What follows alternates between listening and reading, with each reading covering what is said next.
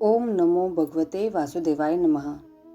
जय श्री कृष्ण, राधे राधे। आप सभी को माघ मास के शुभारंभ की हार्दिक शुभकामनाएं। हिंदू धर्म में माघ महीने को बहुत पवित्र माना जाता है। इस महीने में सूर्यदेव और भगवान विष्णु की पूजा करने और कुछ नियमों का पालन करने से पाप कर्मों से मुक्ति मिल जाती है। गंगा स्नान करने से भी विशेष लाभ मिलता है। इस माह में संगम पर कल्पवास भी किया जाता है, जिससे व्यक्ति शरीर और आत्मा से नया हो जाता है।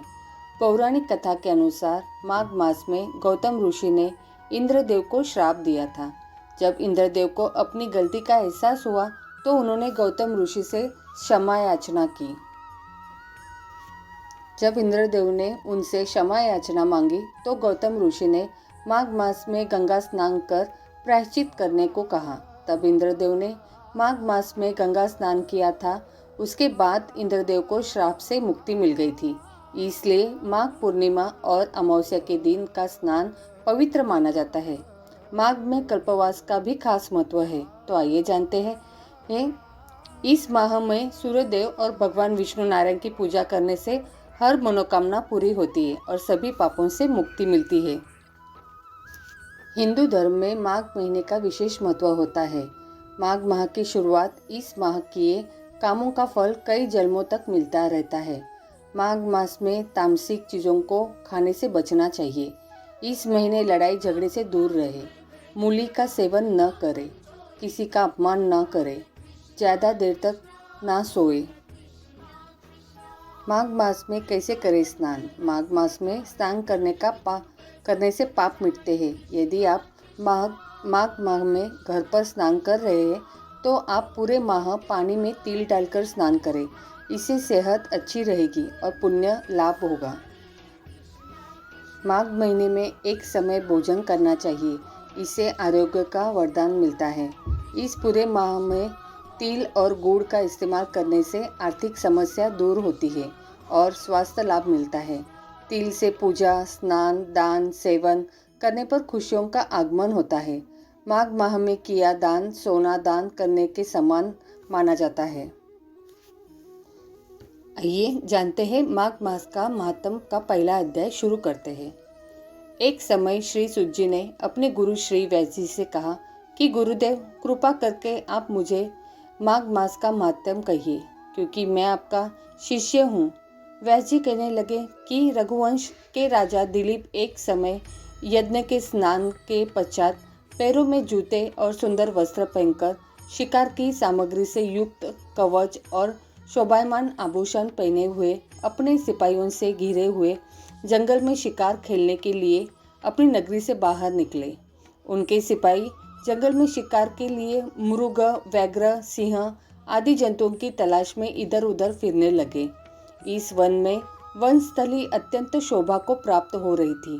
कहीं दो मृगों के झुंड फिरते थे, कहीं गीदड़ अपना भयंकर शब्द कर रहे थे, कहीं गैड़ों का समूह हाथियों के समान फिर रहा था, कहीं वृक्षों के कोटरों में बैठे हुए उल्लू अपना भयानक शब्द कर रहे थे, कहीं सिंहों के पद चिन्हों के साथ घायल मृगों के रक्त से भूमि लाल हो रही थी, कहीं दूध से भरी थनों वाली सुंदर भैंसें फिर रही थी, कहीं पर सुगंधित पुष्प हरी भरी लताएं वन की शोभा को बढ़ा रही थी, कहीं बड़े बड़े पेड़ खड़े थे तो कहीं पर उन पेड़ों पर बड़े बड़े अजगर और उनकी केचुलियां भी पड़ी हुई थीं।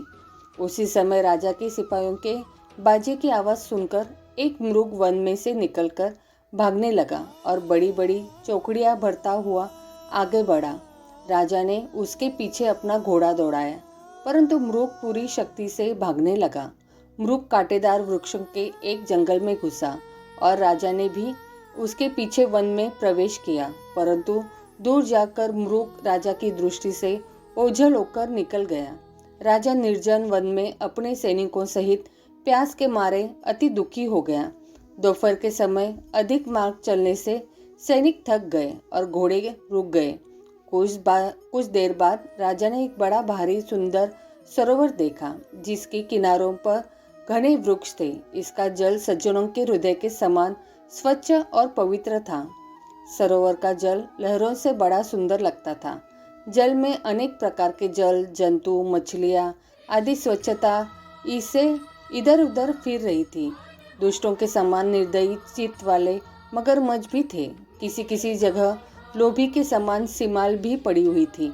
जैसी विपत्ति में पड़े हुए लोगों को दुखों को हरने वाली दानी पुरुष के समान यह सरोवर अपने जल से सबको सुखी करता था। जैसे मेघ चातक के दुख को हरता है। इस सरोवर को देखकर राजा की थकावट दूर हो गई। रात्रि के राजा ने वही विश्राम किया और सैनिक पहरा देने लगे और चारों तरफ फैल गए। रात के अंतिम समय में शुक्रों के एक झुंड ने आकर सरोवर में पानी पिया और कमल के झुंड के पास आया। तब शिकारियों ने सावधान होकर शुक्रों पर आक्रमण किया और उनको मारकर पृथ्वी पर गिरा दिया। उस समय सब शिकारी कोलाहल करते हुए बड़ी प्रसन्नता के साथ राजा के पास गए और राजा प्रभात हुआ देखकर उनके साथी अपनी नगरी की तरफ चल पड़ा, जिसका शरीर तपस्या और नियमों के कारण बिल्कुल सूख गया था, जो मृग छाला और वल्कल पहने हुए था और नख, रोम तथा केश धारण किए हुए था। राजा ने ऐसे घोर तपस्वी को देखकर बड़े आश्चर्य से उसको प्रणाम किया और हाथ जोड़कर खड़ा हो गया। तपस्वी ने राजा से कहा कि हे राजन, इस पुण्य शुभ माघ में इस सरोवर को छोड़कर तुम यहाँ से क्यों जाने की इच्छा करते हो। तब राजा कहने लगा कि महात्मन, मैं तो माघ मास में स्नान के पहले कुछ भी नहीं जानता। कृपा करके आप विस्तार पूर्वक मुझको बताइए। आगे की कथा दूसरे अध्याय में। तो बोलो प्रेम से राधे राधे।